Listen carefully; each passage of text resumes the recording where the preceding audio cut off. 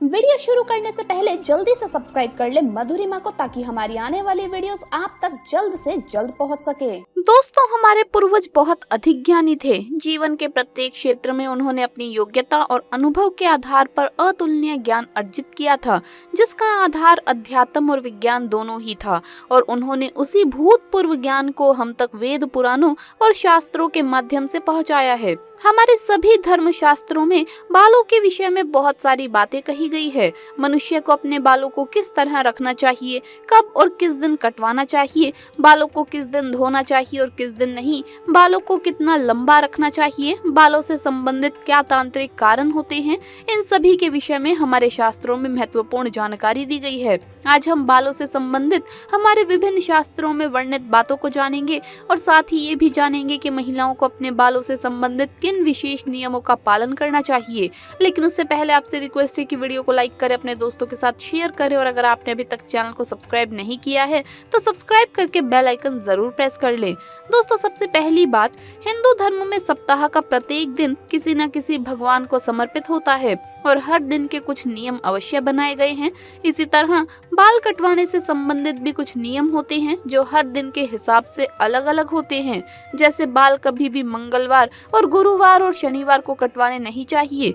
मंगलवार मंगल देवता का दिन होता है। ऐसी मान्यता है कि मंगलवार को बाल कटवाने से मंगल की स्थिति खराब होती है और व्यक्ति की आयु भी घटती है। गुरुवार का संबंध गुरु ग्रह से होता है। ऐसा माना जाता है कि इस दिन बाल काटने से हमें अशुभ फल की प्राप्ति होती है और मान सम्मान और धन की हानि होती है, क्योंकि गुरुवार माता लक्ष्मी जी और भगवान विष्णु जी का दिन होता है। इसीलिए इस दिन बाल नहीं काटने चाहिए। शनिवार के दिन भूल से भी बाल ना काटे, क्योंकि शनिवार का संबंध शनि देव से है और शनिवार के दिन बाल काटने से जीवन में कुछ न कुछ अशुभ होता है।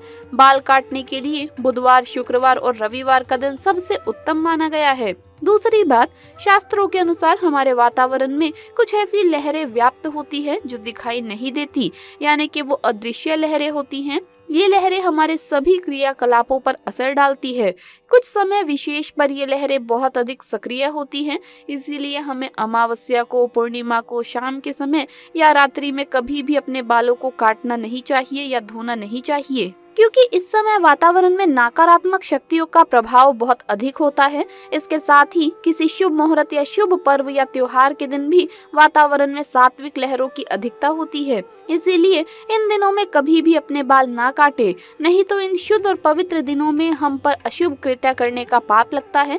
यहाँ तक कि कभी भी अपने जन्म दिवस पर भी बाल नहीं कटवाने चाहिए। आइए अब जानते हैं बाल को लेकर महिलाओं को किन सावधानियों को ध्यान में रखना चाहिए। पहली बात, घने काले लंबे और सुंदर बाल किसी भी स्त्री का आभूषण होते हैं।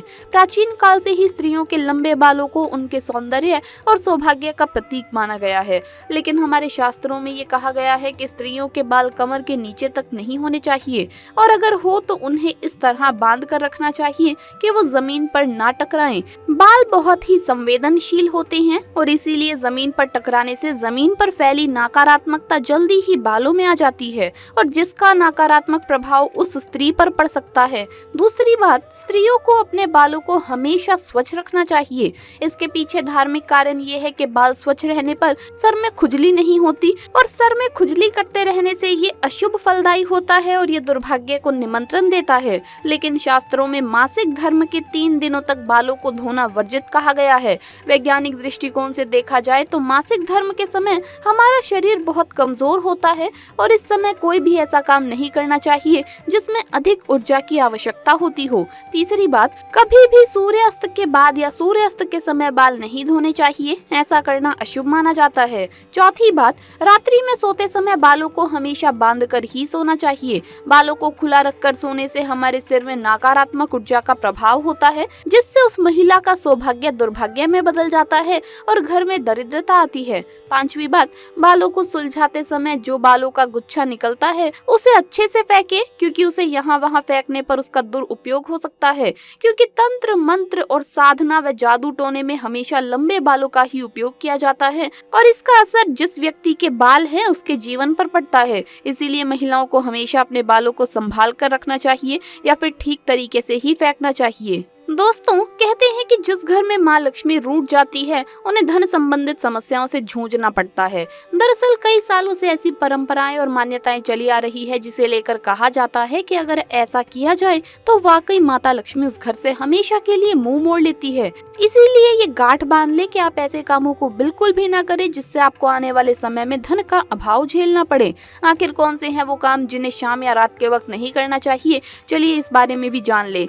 नंबर 1, माना जाता है कि शाम या रात के समय दूध दही किसी को भी नहीं देना चाहिए। जी हाँ, इन चीजों को आप इस समय खरीद कर ले तो आइए, लेकिन भूल कर भी किसी को अपने घर से निकाल कर ना दें। अगर आपने ये गलती कर दी है तो इससे आपको माँ का गुस्सा झेलना पड़ सकता है। नंबर 2, याद रहे जैसे आप सुबह उठने के बाद पूरे घर की साफ सफाई करने के बाद पूजा पाठ करते हैं, वैसे ही सूरज ढलने से पहले शाम के समय भी घर को साफ कर लें। खासकर घर के मुख्य द्वार पर जरूर सफाई कर दें क्योंकि गंदगी माँ लक्ष्मी को बिल्कुल भी पसंद नहीं है। नंबर 3, कहा जाता है कि आलस मनुष्य का सबसे बड़ा दुश्मन होता है और झूठे बर्तनों के मामले में आपका ये दुश्मन माँ लक्ष्मी को भी नाराज कर सकता है।